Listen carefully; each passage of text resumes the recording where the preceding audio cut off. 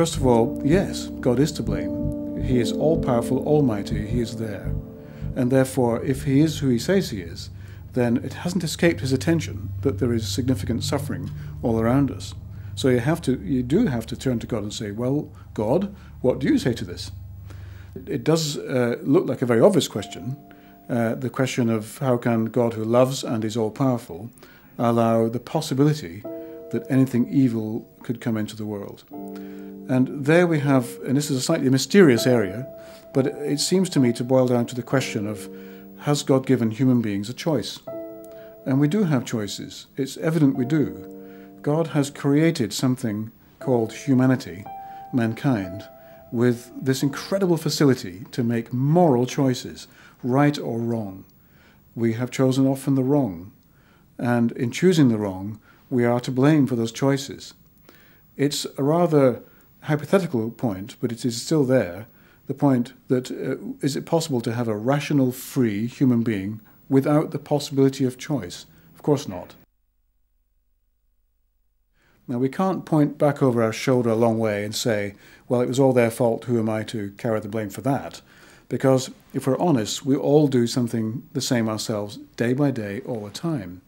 I see in my own heart the propensity to do exactly the same wrong things. There's a dark side to us. There's something in us which goes wrong, and we know it happens.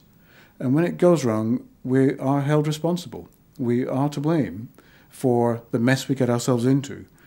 The Bible does teach that the whole world's out of kilter, that there's something wrong with the entire earth, and it's something to do with the existence of sin and evil in the world, that the choices we make introduced into the system of the world, things which are wrong. And the Bible's very clear about this, that the world it uses the word groaning.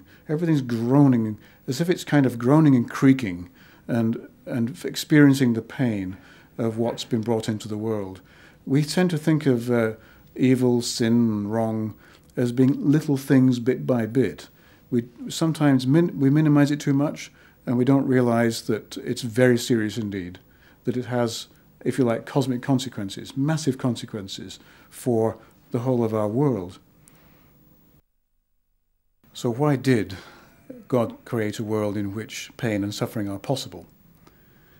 The answer has to lie in the way God has created human beings with the capacity to make choices. We are free to make choices. By definition, if we're free to make choices, then one of those choices has to be the wrong choice, as well as the right choice.